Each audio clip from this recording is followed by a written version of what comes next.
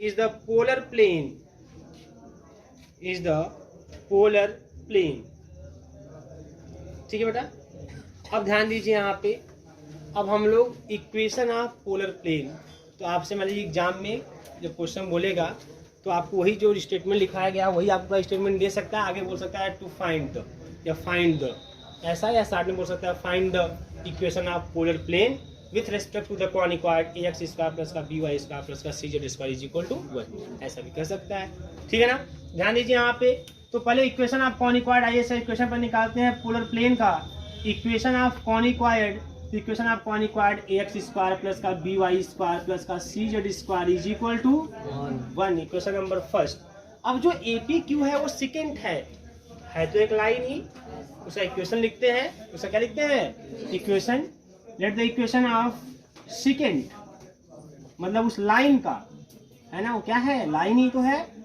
Is x minus का alpha upon l, y minus का beta upon m, z minus का gamma upon n is equal to r।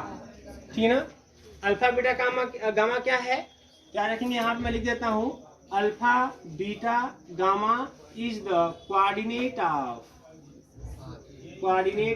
ए का क्या है? Coordinate, जहां से आपने सेकंड को ड्रा किया हुआ है।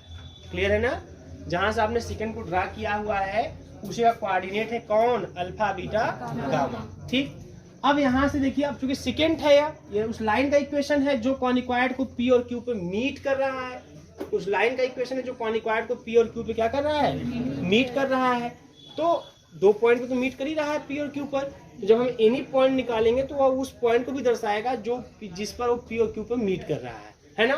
तो लिखेंगे any point on the line, any point on the line, ये मिल जाएगा आपको एल आर प्लस अल्फा, है ना, याद है सबको, M R plus beta N R plus gamma, है ना। फ्रॉम इक्वेशन फर्स्ट सेटिस्फाई तो करवा करेगा या फ्रॉम इक्वेशन फर्स्ट तो आएगा ए एल आर प्लस, मतलब आगे कहानी जब याद होनी चाहिए, कोई दिक्कतें नहीं है आपको, बार बार वही कहानी आप लिखते जाएंगे इसमें। एन और C N R plus gamma का whole square is equal to 1, तो आएगा A L square plus B M square plus का सी एन स्क्वायर, क्या होता है बेटा? आर स्क्वायर प्लस का 2 A L alpha plus B M beta plus C N gamma R और plus A alpha square plus B beta square plus का C gamma square minus का 1 is equal to. Clear है ना? Is equal to क्या हो जाएगा आपका? 0। अच्छा आप बताइए यहाँ पे जब 0 हो गया तो क्या होने वाला है? आगे देखिए यहाँ पे, आप मुझे बताइए क्या यहाँ पे इसको 1 रख सकते हैं क्या इसके स्थान पर? क्या A alpha square plus B beta square plus C 1 रख सकते हैं? किस कॉन्फिडेंस से बोल रहे हैं आप? अल्फा बीटा गामा है क्या पहले? मैं तो लिखा हूँ ना साफ साफ, नाटक क्या है वही। लेकिन सर उस पे ला ही नहीं करते, कहाँ से ऑन करेंगे? हाँ तो दोनों बात आप कहोगे? नहीं होगा तो एक ही बात कहोगे ना। तो मैं तो यहाँ साफ साफ लिखा हूँ कि अल्फा बीटा गामा क्या है? ए का कोऑर्डिनेट है। ए कहाँ था? फिगर बनाए थे, याद है आपको? कहाँ था ये? बाहर का पॉइंट है। तो ये जब बाहर का पॉइंट है तो कॉनिक्वाड पे कहाँ हो गया ये? तो ये कहाँ से 1 रखोगे इसके स्थान पे? किस कॉन्फिडेंस से बोल रहे हैं? देखो यही सब चीजें, आप अगर ऐसा नहीं रट्टा मार के बैठ जाएंगे, एक को रटा फिर दूसरा भी सोचेंगे, ऐसे ही सब चलेगा तो मैटर फंस जाएगा। किसी में रखना है किसी में नहीं रखना है, तो वो चीज क्लियरिटी आपके पास होनी चाहिए। एक थोड़ा भी कंफ्यूज रहेंगे तो आप फंसेंगे, है ना। वो एमसीक्यू मत ध्यान रखिएगा, अभी आप वही रिटर्न ध्यान रखिएगा। आप थोड़ा भी रहेगा तो आप फंस जाएंगे तुरंत। तो याद रखना है कि वो पॉइंट है कहाँ पे, तो यहाँ पे नहीं रख पाएंगे कंफर्म, कोई दिक्कत नहीं होनी चाहिए किसी को। यहाँ पे आप नहीं रख पाओगे क्योंकि जो अल्फा बीटा गामा है या आउटसाइड द कॉनिक्वाड है, कॉनिक्वाड के क्या है? बाहर है। क्लियर है बेटा? आगे कहानी समझो। अब आगे देखते हैं यहाँ पे क्या स्थिति है। लेकिन एक बात तो कंफर्म है कि यह आर में क्या है? क्वाड्रेटिक है ना। This is quadratic in are. अरे ऐसा क्यों होने लगा? ये आर में क्या है? क्वाड्रेटिक है। तो आर कितने वैल्यू देगा आपको? 2 वैल्यू देगा। आर के 2 वैल्यू आपको मिल जाएंगे इसके। तो जब आर के जो 2 वैल्यू मिलेंगे तो एक को हम बोल देंगे R1, एक को क्या बोल देंगे? R2। एक को बोल देंगे R1, एक को बोल देंगे R2। तो जो R1 होगा वही हमारा AP होगा, क्या होगा, और जो R2 होगा वही हमारा AQ होगा। AP और AQ के लेंथ को हम R1 R2 से रिप्रेजेंट कर देंगे। फिर ध्यान रखिएगा यहाँ पे, this is quadratic in R, quadratic in R gives two values of R, two values of R, say R1 and मान लेते हैं R1 और R2, है ना।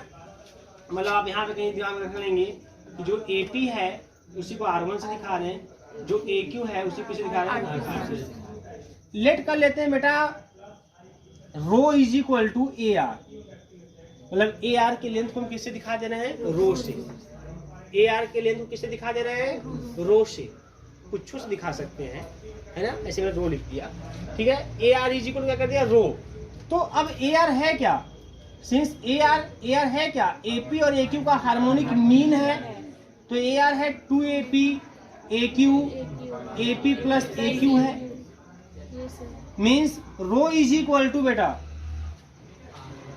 2R1 R2 upon R1 plus R2। ऊपर है प्रोडक्ट ऑफ द रूट, नीचे है सम ऑफ द रूट। जब मैंने बोला कि R में क्वाड्रेटिक R के दो वैल्यू R1 R2, तो वही तो रूट हो गया उसका। तो देखिए यहाँ पे रो इक्वल टू क्या मिल जाएगा, रो इक्वल टू क्या मिल जाएगा, रो इक्वल टू क्या मिलेगा, 2R1 R2 product of the root. देखो जब प्रोडक्ट ऑफ द रूट करोगे तो मिलेगा आपको C बाई ए, तो यह C बाई ए ना। फिर उसके बाद आप करोगे सम ऑफ द रूट माइनस का B बाई ए, माइनस का B बाई ए, तो ए तो दोनों में आ रहा है, मैं पहले ही काट दे रहा हूँ उसको, है ना। बार लिखने कोई फायदा नहीं है लिखने पोतने से। इस तुरंत देखिए C क्या है, A अल्फा स्क्वायर प्लस का B beta square C gamma square minus का 1 अपान माइनस का B बाई ए, माइनस का B बाई ए, तो माइनस B मतलब 2। अच्छा एक चीज तो R1 R2 ना ऊपर 2 रहेगा और फिर 2 है ना, AL अल्फा BM बीटा अब बाई ये कैंसिल हो गया दोनों से, ये मिल गया आपको। क्लियर है सबको, ये आपको मिल गया। अब यहां से बेटा आपको मिल जाएगा, है ना, 2 से 2 पहले गया साफ, 2 से 2 साफ हो गया, तो यहां से मिल जाएगा आपको AL अल्फा इंटू रो भी रहेगा, है ना, AL alpha plus BM beta CN gamma, है ना, इज इक्वल टू, है ना, या मैं प्लस कर दूं कोई दिक्कत नहीं ना है, A अल्फा स्क्वायर प्लस का B बीटा स्क्वायर प्लस का C गामा स्क्वायर माइनस का 1 इज इक्वल टू 0। क्लियर है। अब क्या करना है, अब हम एलिमेंट को क्या करेंगे, एलिमिनेट। एलिमेंट को क्या कर देंगे हम लोग, एलिमिनेट, है ना। कहाँ से, इसको इक्वेशन नंबर 2 कर लेते हैं, ठीक है ना। अच्छा कहीं कहीं पे देखिए ऐसे बुक है, आप बुक पढ़ेंगे, मैं हर चीज बता देता हूँ आप लोगों को।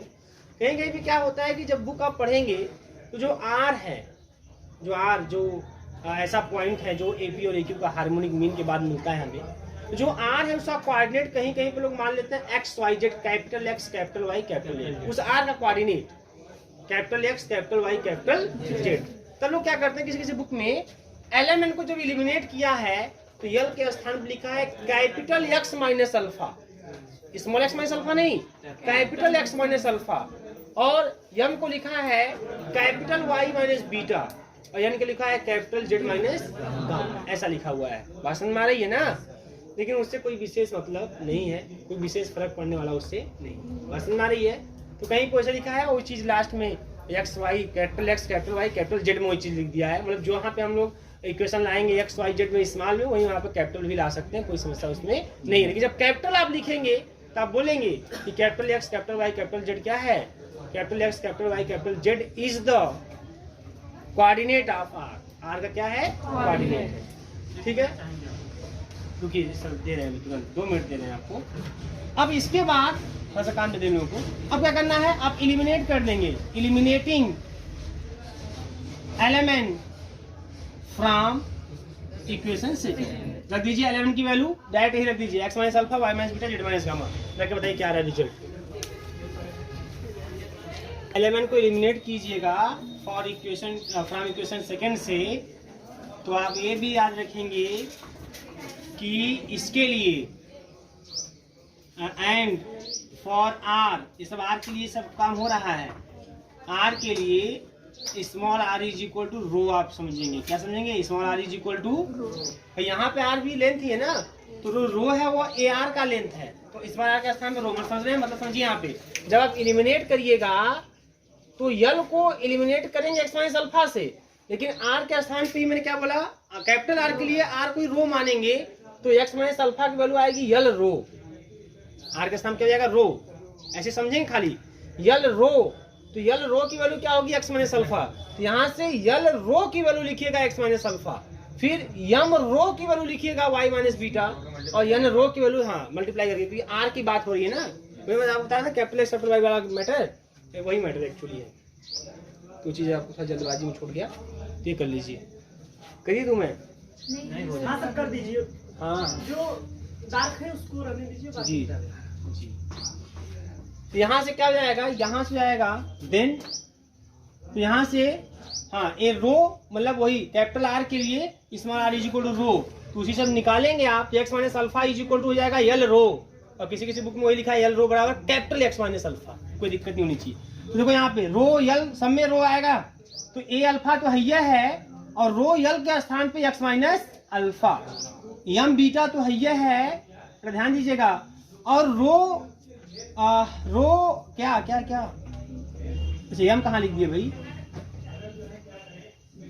बी बीटा ना, हाँ बी बीटा तो हैया है, और रो यम या यम रो के स्थान पे क्या लिख देंगे आप, वाई माइनस बीटा, और आपका सी गामा तो हैया है, और यन रो के स्थान पे जेड माइनस का गामा, और इजी और प्लस में है बेटा ए अल्फा स्क्वायर प्लस का बी बीटा स्क्वायर प्लस का सी गामा स्क्वायर माइनस का 1 इक्वल टू 0। इसको बड़ा ओपन कर देंगे तो ए एक्स अल्फा प्लस का बी वाई बीटा प्लस का सी जेड गामा और माइनस का ए अल्फा स्क्वायर माइनस का बी बीटा स्क्वायर माइनस का सी गामा स्क्वायर प्लस का ए अल्फा स्क्वायर प्लस का बी बीटा स्क्वायर प्लस का C gamma square minus का 1 is equal to 0।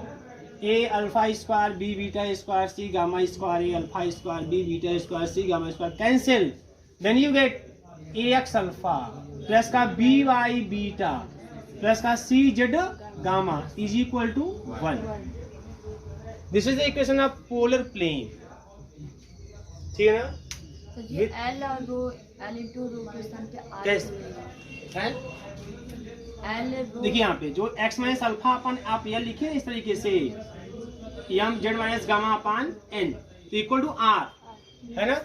तो जब कैपिटल R की बात करेंगे आप कैपिटल R तो ए आर जो इसका लेंथ हमने रो माना हुआ है, तो यही जो लाइन के केस में यही r इक्वल टू क्या हो जाएगा रो, मतलब कैपिटल R के लिए यही स्मॉल r इक्वल टू क्या बोल देंगे रो, ठीक है। तो यहाँ से मल्टीप्लाई करोगे तो यल इंटू रो बराबर X minus alpha, M into rho बराबर Y minus beta, N into rho बराबर जेड माइनस गामा, ये रख देंगे। रन करिए इसको। अब यस सर, अब तुरंत पकड़ना है। अरे सर ये तो वही वाला आ गया, टेंजेंट प्लेन वाला है। तो यही इक्वेशन टेंजेंट प्लेन का भी आया है, ऐसा ही पूरा यही रूप है उसका, और ऐसा ही इक्वेशन आपका पोलर प्लेन का भी आया है। तो अंतर क्या है दोनों में, क्या अंतर है? यस नहीं कांस्टेंट नहीं, कहाँ कांस्टेंट जी, उसमें कुछ है, वही मेन पॉइंट वाला ही मैटर है। अल्फा बीटा गामा वहां था, वो कॉन्क्वाइट पे लाई कर रहा था, तभी नहीं रख रहे थे A alpha square plus B beta square plus C gamma square equal to 1। तो वहां टेंजेंट प्लेन में alpha beta gamma lies on the conicoid, but in the case of polar plane alpha beta gamma is outside of the conicoid, है ना। ये जो alpha beta gamma बाहर है, और यही alpha beta gamma tangent plane के सिचुएशन में केस में यह कॉन्क्वाइट पर ही लाई करता है। बात समझ में आ गई है ना। तो ये अंतर है, आप कहीं लिख लीजिए अपनी भाषा में, बाद में कंफ्यूज मत रहिएगा। दोनों इक्वेशन सेम दिखाई देंगे, लेकिन जो उसमें अल्फा बीटा गामा पॉइंट्स हैं वो टेंजेंट प्लेन के केस में lies on the conicoid and in the case of polar plane lies outside the conicoid, conicoid के बाहर होता है। बस यही अंतर होता है एंड नथिंग, और कोई अंतर नहीं होता है। ठीक है, चलिए लिख करिए भैया आप लोग, टाइम मत वेस्ट करिए।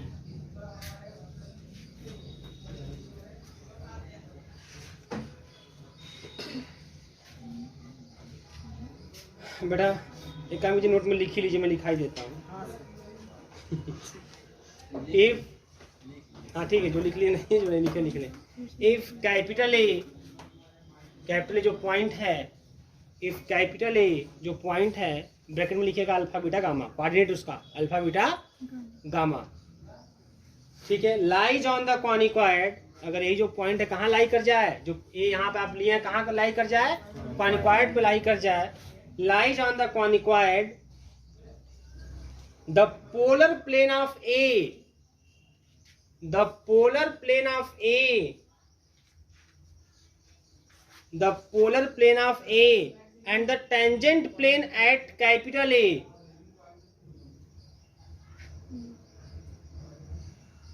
and the tangent plane at capital A are are one one e, मतलब एक ही हैं, and the same, हाँ and the same, वो एक ही होंगे, सेम होंगे, and the same, ठीक है ना। मतलब यही जो आपका पोलर प्लेन में जो ए बाहर है, अगर वही कहाँ आ जाए, क्वानिक्वायड पे आ जाए, तो यही पोलर प्लेन टेंजेंट प्लेन बन जाएगा, दोनों सेम हो जाएंगे, दोनों एक ही हो जाएंगे। बात समझ में आ रही है? देखो उस लाइन में है ना बहुत अंतर इससे होता है ना कि आप लिख दिया नहीं लिखा, एट लिख दिया नहीं लिखा, तो कुछ विशेष अंतर नहीं, लेकिन यहाँ बहुत बड़ा अंतर है ना। इसमें एक जगह आप लिखोगे आप ए, है ना, एक जगह लिखे हैं एट ए, बहुत बड़ा अंतर है इसमें, और ये बहुत बड़ा बात भी है, आपको बहुत ध्यान से इसको समझना है ना। आपकी किसी भी एग्जाम में, आपके एमसीक्यू वाले भी एग्जाम में, आपके किसी कंपटीशन एग्जाम में भी यह आप और एट में आपको फंसा सकता है। जितने बड़े बड़े एग्जाम होते हैं ना वो ऐसे ही फंसाता है, आप एट में फंसा देगा आपको, है ना। मतलब समझिए पोलर प्लेन जो होता है, पोलर प्लेन जो होता है वो किसी पॉइंट का होता है, ये आप बहुत विशेष दिमाग में भर के रखेंगे आप लोग। पोलर प्लेन किसी पॉइंट का होता है, इसलिए बोला पोलर प्लेन ऑफ ए, है ना। और हेडिंग में था आपका, है ना, आप हेडिंग में भी हल्के में नहीं लेंगे, polar plane of a point, है ना। और टेंजेंट प्लेन जो होता है किसी पॉइंट का नहीं होता है, ये कर्व का, क्वानिक्वायड का होता है, ये किसी पॉइंट पर होता है, तो किसी पॉइंट पर न टच करेगा, तो यहाँ पे एट ए, तो आप ऐड का मैटर है ना, दोनों बहुत अंतर हो जाएगा यहाँ पे। तो उसमें आप कंफ्यूज नहीं है कि आँख मुझे कत्तो ऐड लिख दें कत्तो आप लिख दें, ये चीज़ें नहीं होनी चाहिए। एमसीक्यू या किसी कंपटीशन एग्जाम में ये सब बातें आपको बहुत ही बारीकी से देखना पड़ता है कि क्या लिखा है। आप लिख दिया वही चीज़, आप लिख दिया पूरा मैटर पलट जाएगा, ऐड लिख दिया फिर मैटर पलट जाएगा, है ना। प्लेन है आप करके दे देगा तो ही पोलर प्लेन हो जाएगा, ऐड करके दे देगा तो ही टेंजेंट प्लेन हो जाएगा। ठीक, क्लियर है ना यहाँ पे? इसीलिए मैंने आपसे बोला कि इसे लिखवा दीजिए। हाँ नहीं, हम समझ गए, तुरंत समझ गए। गलत सही लिख ही देते हैं हम। लिखिएगा क्वेश्चन लिखिएगा, to find the pole of a given plane, to find the pole of a given plane with respect to a given quaniquired, pole of a given plane with respect to a given quaniquired, pole of a given plane with respect to a quaniquired, with respect to a quaniquired। Clear है? मतलब हमें पोल निकालना है। अच्छा मैंने क्या बताया था, किसी को याद है? मैंने पोल का नाम लिया था पोलर प्लेन पढ़ाते समय, मैंने क्या बोला था? मैंने ए को ही पोल बोला था, है ना। और ए का कोऑर्डिनेट क्या है? Alpha beta. तो जब भी कहे पोल निकालिए मतलब आप अल्फा बीटा गामा निकालिए, ठीक है ना। अब इस क्वेश्चन में क्या बोला है? इस क्वेश्चन में बोला है किसी प्लेन के लिए, किसी क्वानिक्वायड के रिस्पेक्ट में पोल बताइए। कोई भी प्लेन हो उसका पोल क्या होगा किसी क्वानिक्वायड के रिस्पेक्ट में। तो कैसे देखिए, मतलब हमको अल्फा बीटा गामा ही निकालना है, दिमाग में आपके रहे हमेशा। तो मान लीजिए क्वानिक्वायड का इक्वेशन है ax स्क्वायर प्लस का by स्क्वायर प्लस का cz square is equal to 1 और lx plus my plus nz is equal to p, यह किसी भी प्लेन का इक्वेशन है। और इसी के लिए हमें जो है, मतलब जैसे कोई प्लेन आपको दे देगा और बोलेगा पोल फाइंड करिए। क्वेश्चन आया है, इस पर क्वेश्चन आया है, करिए आप पोल फाइंड कीजिए। कैसे फाइंड करेंगे? मान लीजिए क्वानिक्वायड का इक्वेशन दे देगा, तो क्वेश्चन न्यूमेरिकल कैसे आएंगे? क्वानिक्वायड का इक्वेशन दे देगा और एक किसी प्लेन का इक्वेशन दे देगा, बोलेगा इस प्लेन के लिए आप पोल फाइंड कीजिए with respect to the given conicoid. समझ में आ रही है? तो क्या करेंगे आप, तो कैसे निकालेंगे? देखिए एक बार ये एनी प्लेन है। अब इक्वेशन ऑफ पोलर प्लेन होता क्या है, पहले वो देख लीजिए आप। निशान, equation of polar plane with respect to the conicoid of a point alpha beta gamma with respect to the conicoid क्या होगा बताइए? With respect to the conicoid क्या होगा? ax अल्फा, यही तो लिखवाया गया। अभी क्या रिजल्ट आया? ये ना आया? यह हो गया इक्वेशन नंबर 3। तो अब पोल निकालना है इस प्लेन के लिए, तब इसको इसके जैसा होना होगा, ठीक ना? For pole 2 and 3 must be identical,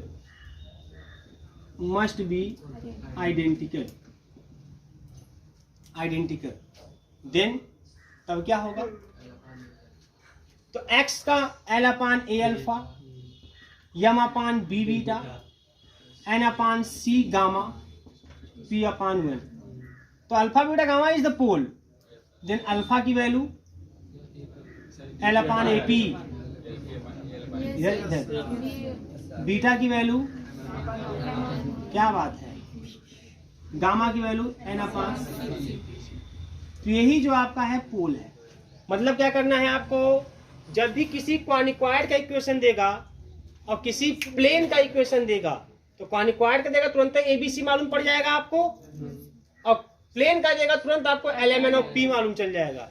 और जैसे मालूम चल जाएगा बस एल अपान एपी करेंगे, एम अपान बीपी करेंगे, एन अपान सीपी करेंगे, आपको क्रमशः अल्फा बीटा गामा मिल जाएंगे। वही क्या हो जाएगा? पोल। क्लियर है? नोट करिए, ठीक है। हेडिंग करिए conjugate points and a conjugate planes, conjugate points and a conjugate planes, ठीक है। Conjugate points and a conjugate planes, ठीक है। ध्यान दीजिए, अभी conjugate points and conjugate planes क्या होते हैं। वैसे तो ये सब आपको लिखवाने की जरूरत नहीं थी, क्योंकि अगर हम एमसीक्यू के पॉइंट ऑफ व्यू से देखें तो डिफिनेशन का कोई महत्व विशेष रह नहीं जाता है कि नहीं? क्योंकि एमसीक्यू में कौन सा डिफिनेशन लिखेंगे आप लोग, है ना? लेकिन फिर भी हम लोग देखते हैं है क्या है conjugate points and conjugate planes. थोड़ा बहुत सिंपल है, ध्यान दीजिएगा, बात नहीं एकदम। ax स्क्वायर प्लस का by स्क्वायर प्लस का cz square is equal to 1 है। दो पॉइंट है p और q, ध्यान दीजिएगा मेरी बात, दो पॉइंट है p और q। इसका कोऑर्डिनेट है x1 y1 z1, इसका कोऑर्डिनेट है x2 y2 और z2। क्लियर है ना? p का कोऑर्डिनेट है x1 y1 z1 और q का कोऑर्डिनेट है x2 y2 और z2, ये q का कोऑर्डिनेट है। अब ध्यान दीजिए यहाँ पे, अगर मैं बोलूं polar plane of a point P, polar plane of a point P with respect to the conicoid ax square plus का by स्क्वायर प्लस का cz square is equal to 1, कितना होगा? Very good. ax x1 plus का by y1 plus का cz z1 is equal to 1, है ना? अगर मैं बोलूं इफ दिस प्लेन, ये पोलर प्लेन हो गया ना, if this polar plane passes through Q, then what बताइए? a x1 x2, x के स्थान पे y के स्थान पे z के स्थान रखेंगे ना, इससे है ना, तो x y z के स्थान पे, तो a x1 x2 plus b y1 y2 c z1 z2 is equal to 1। ऐसा मैं कंफ्यूजन नहीं होगा कि x1 सर x2 कर दिए, नहीं, मैं x के स्थान पे x2 लिखा हूँ, x1 को ऐसे लिख दिया पहले थोड़ा सा। क्लियर है ना निशान, है ना, ये हो जाएगा। अब ये भूल जाओ आप। अभी क्या आपने पढ़ा कि polar plane of a point P with respect to the conicoid, यह हो गया। If this polar plane passes through Q, then आपको ये इक्वेशन मिल गया। अब मैं बोलूं polar plane of a point Q with respect to the given conicoid कितना हो जाएगा बताइए। तब बोलेंगे ax x2 plus by y2 plus का cz z2 is equal to, मैं बोलूं if this polar plane passes through P, अगर ये P से पास करे तब क्या होगा, ax1 x2 प्लस का by1 y2 प्लस का cz1 z2 is equal to. आपने क्या देखा, इक्वेशन 1 और 2 दोनों सेम आ गए। मतलब यदि बेटा देखो इसका मतलब क्या है, यदि कोई कॉनिक्वायड है, दो पॉइंट P और Q है, अगर P का पोलर प्लेन जो है, पॉइंट P का पोलर प्लेन अगर Q से पास कर रहा है, तो आप देख रहे हैं कि तो इसका मतलब यह हुआ कि Q का पोलर प्लेन भी P से पास करेगा। दोनों का सेम आने का मतलब यही हुआ कि पॉइंट P का जो पोलर प्लेन है अगर वो Q से पास कर रहा है, तो पॉइंट Q का जो पोलर प्लेन है वह P से पास करेगा। और ऐसे ही दो पॉइंटों को क्या कहते हैं, कॉन्जुगेट पॉइंट, और ऐसे प्लेन को कॉन्जुगेट प्लेन कहते हैं। कोई कंफ्यूजन किसी को है ना, यही चीज है। तो लिखिए, अब इसी को मैं लिखवा दे रहा हूँ आपको। देखिए, let capital P and capital Q, let capital P and capital Q be any 2 points, be any 2 points, be any 2 points x1, y1, z1 and x2, y2, z2। मतलब P का कोऑर्डिनेट क्या है बेटा, x1, y1, z1, और Q का coordinate क्या है, x2, y2, z2। and the conicoid B and the conicoid B ax square plus का by स्क्वायर प्लस का cz square is equal to 1, is equal to 1, then line change, then the polar plane of P, polar plane of P with respect to the conicoid is, polar plane of P with respect to the conicoid is, with respect to the conicoid is क्या, हाँ, ax x1 plus का by y1 plus का cz z1 is equal to 1।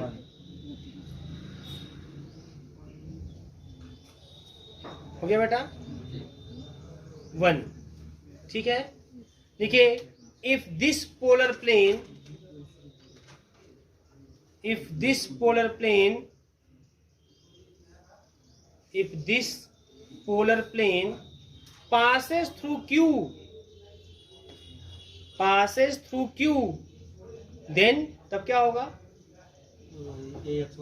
ax1 x2 plus by1 y2 plus cz1 z2 is equal to 1। ठीक है ना, equation number first, equation number इसको क्या कर देंगे, फर्स्ट। फिर सेम में लिखिएगा, the polar plane of Q,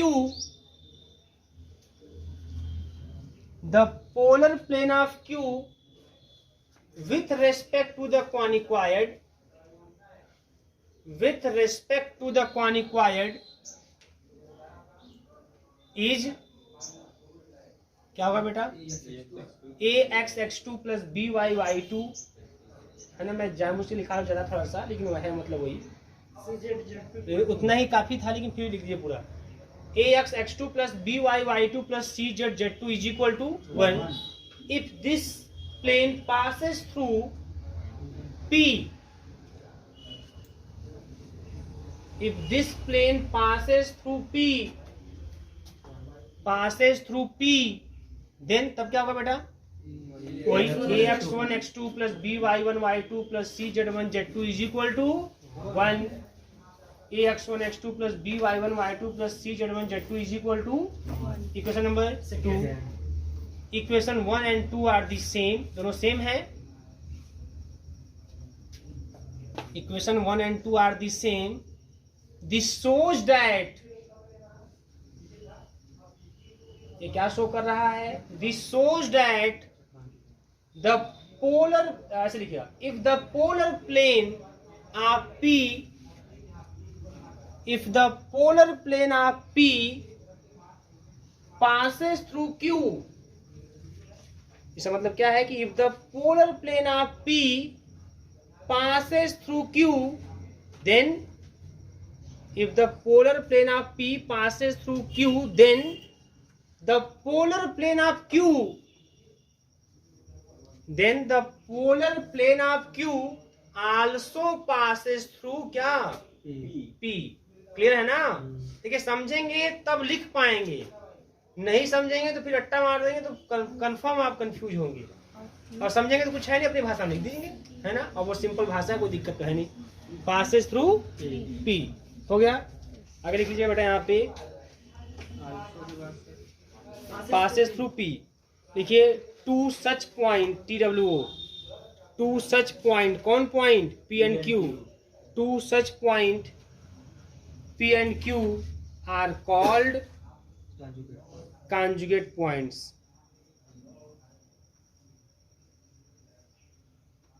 conjugate points, ठीक है, conjugate points। अच्छा, थोड़ा सा इसको और मैं हल्का बढ़ा के लिख जाता हूँ, और लिख लीजिए इसमें प्लेन के लिए, वैसे तो दोनों प्लेन हो जाएंगे, लेकिन उसको एक दूसरे भाषा में लिखवा देते हैं।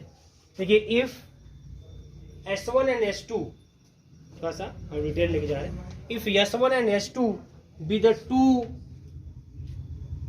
plane, है ना? if the pole of plane S1, if the pole of plane S1 lies on the plane S2, lies on the plane S2, then pole of plane S2 also lies on plane S1, plane S1, such planes are known as conjugate planes। अब plane के रूप में उसको define करना था। Such planes are known as conjugate planes, such planes are known as conjugate planes। ठीक है बेटा, conjugate planes। हेडिंग करिए, पोलर लाइंस, ठीक है, हेडिंग करेंगे पोलर लाइंस। पोलर लाइन क्या होता है? बहुत सिंपल लिखिए यहाँ पे, ध्यान से समझिएगा पोलर लाइन क्या होता है। सबका डेफिनेशन है जो आपके एग्जामिनेशन के पॉइंट ऑफ व्यू से कोई